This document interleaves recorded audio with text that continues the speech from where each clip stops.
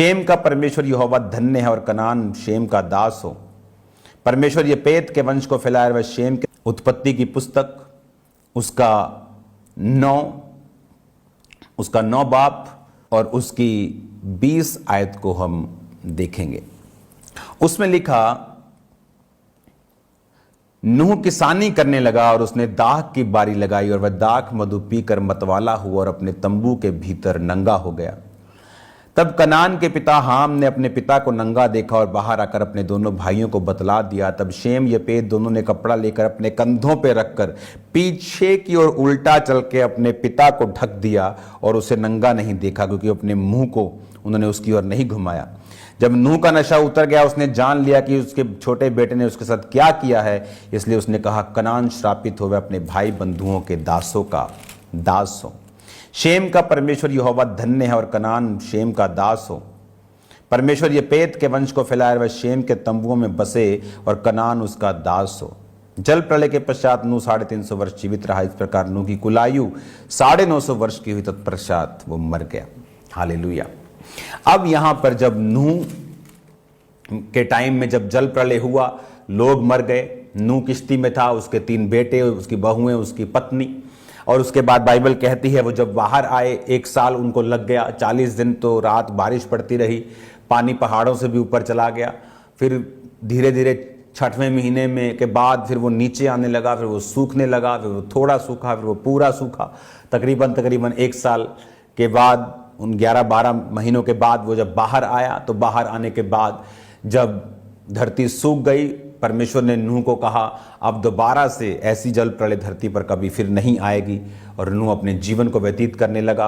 उसके 3 बेटे थे। नूह किसानी करने लगा, उसने दाख की बारी लगाई, दाख मधु पीकर, शराब पीकर मतवाला हुआ। इस दुनिया में सब कुछ ठीक हो चुका था, परमेश्वर ने वो सब लोगों को खत्म कर दिया। लेकिन जो लोग बोलते हैं कि शराब पीना पाप नहीं है, ये उनके लिए लेसन है। इस दुनिया में आदम के बाद जब सारी दुनिया खत्म हुई और धर्मी रह गए 8 लोग, नूह, उसकी वाइफ, उसके 3 बेटे, 3 बहुएं। उन 8 लोग जो धर्मी थे, फिर पाप कैसे स्टार्ट हुआ? फिर ये सब गिरावट क्यों हुई? शराब के कारण। नूह ने शराब पी और नंगा सो गया। और जब उसका छोटा बेटा आया और उसको नंगा अपनी आंखों से देखा, बाइबल यीशु मसीह ने कहा, अगर तेरी आंख निर्मल है, तेरा शरीर निर्मल है। अगर तेरी आंख निर्मल नहीं तो तेरा शरीर अंधेरे में है, और वो अंधकार कैसा बड़ा होगा। और बाइबल कहती है जब उसके दोनों बड़े बेटों को मालूम हुआ तो वो पीछे मुड़ के गए, इस तरह से कपड़ा उस पर ढका और वापिस आ गए, पिता को नंगा नहीं देखा। जब उठा नूह तो उसने कहा, कनान, यानी जिस बेटे ने उसको नंगा देखा था उसका बेटे को बोला, कनान श्रापित हो और वह अपने भाई बंधुओं के दासों का दास हो। आप जानते हैं मिस्र कहां से आया? मिस्र देश कहां से आया? अगर हम कहते हैं कि मिस्री जो थे वो परमेश्वर को नहीं मानते थे, वो बाल को मानते थे और भी देवताओं को मानते थे, कहां से आए वो? अगर सिर्फ नूह रह गया, नूह की पत्नी रह गई, 3 बच्चे रह गए, तो धर्मी रह गए ना, तो वो कहां से आए? मैं आपको बताता हूं वो कहां से आए। आप जब भी शरीर के अनुसार चलेंगे, बाइबल कहती है जब जब तू शरीर के अनुसार चलेगा तू मरेगा, और जब जब तू आत्मा के अनुसार चलेगा तू जिएगा। शरीर के अनुसार चलेगा तो मरेगा, आत्मा के अनुसार चलेगा तो जिएगा। अब यहां पर जब परमेश्वर ने अब्राहम को बोला था कि मैं तुझे कनान देश दूंगा, परमेश्वर ने इस्राएल को बोला मैं तुम्हें हित्ती, अमोरी, यबूसी लोगों का देश दूंगा। कहां से आए वो? क्यों परमेश्वर किसी का देश किसी को देगा? क्यों परमेश्वर हम सब परमेश्वर के बच्चे हैं, सब एक ही बाप की संतान है, तो क्यों एक संतान की आशीष छीन के खुदा कहेगा मैं दूसरे को दूंगा? ऐसा क्यों कनान देश परमेश्वर इस्राएलियों को देना चाहता था? ये वही कनान है जो श्रापित था परमेश्वर से। और क्यों? क्योंकि उसके बाप ने कुछ ऐसा किया जो करना उचित नहीं था, जिसकी आंखें कंट्रोल में नहीं। बहुत लोग बोलते हैं व्यभिचार के अटैक होते हैं। जिस दिन आप गंदा देखना छोड़ देंगे, आप लड़कियों को देखना छोड़ देंगे, आप कुछ गलत मोबाइल पर देखना छोड़ देंगे, कुछ सामने भी आए तो इग्नोर करेंगे, स्क्रॉल कर देंगे, आप पे व्यभिचार के अटैक होने बंद हो जाएंगे। आप देखना बंद कर देंगे, अटैक बंद हो जाएंगे। उसने देखा और वो परमेश्वर के सामने श्रापित ठहरा। और अगर आप इनके जातियों की सूचियों को पढ़ेंगे, जैसे उत्पत्ति 10 बाब की 2 से लेकर 5 तक येपेत के पुत्र हैं जो आशीषित, 6 से लेकर 10 तक और 20 तक हाम के, वही हाम जिसने नंगा देखा। हाम के पुत्र 6 आयत में 10 की 6 में लिखा, कूश, मिस्र, फूत, कनान। हालेलुया। कौन? मिस्र, कूश। 15 में कनान के वंश में उसका जेठा सिदोन, तब हित, यबूसी, एमोरी, ये वही हैं जो परमेश्वर बोलता था कि मैं इनके देश तुमको दूंगा। 20 आयत में लिखा, हाम के वंश के यही हुए और भिन्न भिन्न कुलों, भाषाओं, देशों और जातियों के अनुसार अलग अलग हो गए। इसमें मिस्र भी है, कनान भी है, यबूसी भी है, अमोरी भी है, हित्ती, हाँ सारे हैं ये, हिव्वी, अर्की, सीनी, आवर्दी, समारी, हमाती, ये सब लोग थे जो परमेश्वर कहता था अब्राहम मैं तुझे दूंगा। और लोग सोचते कि परमेश्वर, कभी लोगों ने सोचा ही नहीं कि क्यों परमेश्वर बोलेगा कि मैं ये देश, इस देश को दूंगा। क्योंकि बाइबल कहती परमेश्वर शारीरिक कामों से नफरत करता है, वो पाप से नफरत करता है। हाम का पाप उसके वंश को लगा। परमेश्वर ने कहा अगर तुम मेरी आज्ञाओं पे चलोगे तो मैं हजारों पीढ़ियों तक करुणा करूंगा, अगर तुम मेरी आज्ञाओं पे नहीं चलोगे तो 7 पीढ़ियां मैं तुम्हारी श्रापित कर दूंगा। आपको यह ध्यान में रखना है। परमेश्वर ने आपको आशीषित होने के लिए बुलाया। उसने कहा तू आत्मा के अनुसार चलेगा तो जिएगा, अगर तू शरीर के अनुसार चलेगा तो मरेगा।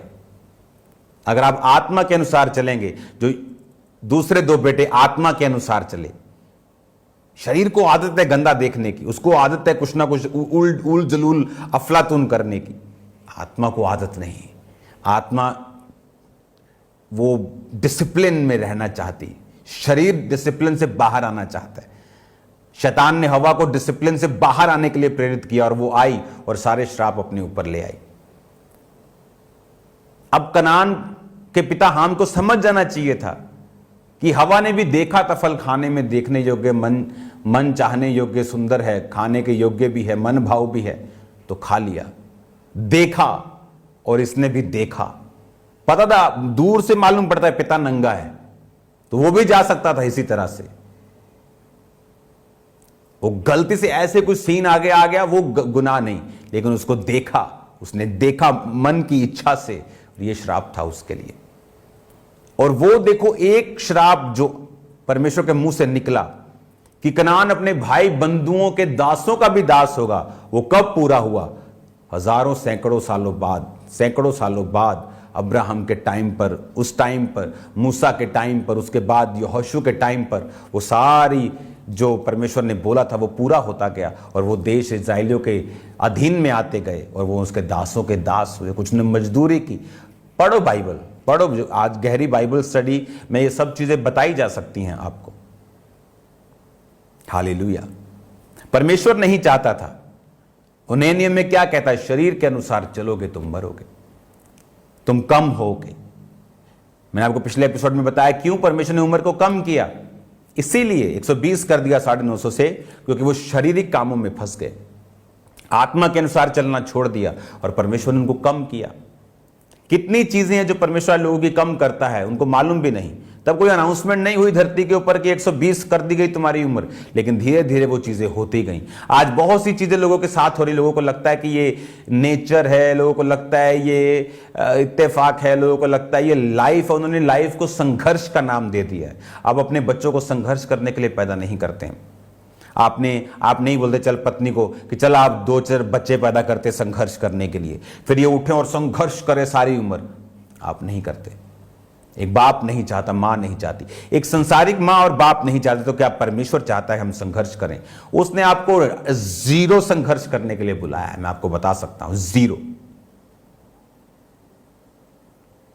परीक्षाओं में भी कहता है आनंदित रहो, वो भी संघर्ष नहीं है। क्योंकि उसमें परमेश्वर आपको बना रहा है, आपको बिल्ड कर रहा है। जो आपकी तरक्की परीक्षा के दिनों में होगी वो कभी भी दूसरे दिनों में नहीं होगी। वो आपको तो ब्लेस कर रहा है उन दिनों में। और यहां पर ये मिस्र, ये फूत, ये कनान, ये सारे यबूसी, ये मोरी, मिर्गशी, हिव्वी, अर्की, सीनी, ये सब हाम के बेटे थे, कनान के वंशज में पैदा हुए। जैसे परमेश्वर ने कहा था, मैं तुमको इनके तेरे भाई बंधुओं के दासों का दास बनाऊंगा। क्यों? क्योंकि तुम शरीर के अनुसार चले। बाइबल कहती एक पाप, एक गुनाह आदम का पूरी पृथ्वी के गिरने का कारण हुआ। एक आज्ञाकारिता जीसस क्राइस्ट की, यीशु मसीह की, पूरे मानव जाति के कल्याण का कारण बनी। आज जो आदम और हवा से जन्मे हैं आज भी कर्स के नीचे हैं, और जो जीसस क्राइस्ट से जन्मे हैं, जो रूह और आत्मा से, पानी से जन्मे हैं, जो जल और आत्मा से जन्मे हैं, वो जीसस की संतान है। कर्स उनकी लाइफ का हिस्सा नहीं, श्राप उनकी लाइफ का हिस्सा नहीं। वो भला और बुरा खत्म हो गया, अब भला और भला रह गया। सब बातें मिलकर भलाई को पैदा करती। परमेश्वर ने नहीं कहा कुछ बातें भलाई को पैदा और कुछ बुराई को पैदा करती हैं, पर चिंता मत करना, मैं तुम्हारे साथ हूं। उसने ये नहीं कहा। उसने कहा सब बातें मिलकर भलाई को पैदा करती। कौन? जो मसीह यीशु से प्रेम करते हैं, अर्थात वो जो उसकी इच्छा के अनुसार बुलाए गए हैं। हालेलुया। तो आपको ये बातें समझनी है। अब जब बाइबल स्टडी स्टार्ट हुई है, आपको पूरी बाइबल की स्टडी होगी। आप समझेंगे क्या हुआ, कैसे हुआ। आप बाइबल को पढ़ेंगे, साथ साथ आपको पढ़ना नहीं आता, आप सुनेंगे, सुनने के साथ साथ ट्यूशन रखेंगे पढ़ने की, कि एक महीने के अंदर आपको बाइबल अपनी पढ़नी आ जानी चाहिए। हालेलुया। कॉपी पेन साथ रखा करेंगे, नोटिस किया करेंगे, कोर्स को नोट करेंगे, बाइबल की टीचिंग, तो आपको मालूम होता है कि परमेश्वर किस तरह का परमेश्वर है। उसने किस रीति से इंसान को ब्लेस करने के लिए 950 साल की उम्र दी, किस तरह की उसके गुनाहों ने उसको 120 कर दिया, किस तरह से परमेश्वर ने नूह को सारी पृथ्वी दी, और किस तरह से सब एक ही ग्रेस के नीचे थे। अब दो भाई अब चले गए, एक डाउन चला गया, क्योंकि एक शरीर के अनुसार चला और दूसरे दो आत्मा के अनुसार चले। बाइबल में लिखा तुम शरीर के अनुसार चलोगे तो मरोगे। इसलिए परमेश्वर ने कहा तुम शरीर की इच्छाओं को पूरा करने का प्रयत्न कभी मत करो। अपने शरीर को धर्म के हथियार होने के लिए सौंप दो। शरीर की लालसाओं को पूरा करने का प्रयत्न मत करो, क्योंकि उससे तुम कम होगे, उससे तुम कर्ज के नीचे आओगे। तुम आत्मा के अनुसार चलोगे। परमेश्वर कहता है मैं तुम्हें बढ़ाऊंगा। इतना तुम सोच भी नहीं सकते, इतना कि तुम इमेजिन भी नहीं कर सकते। अपने हाथों को उठाओ। आप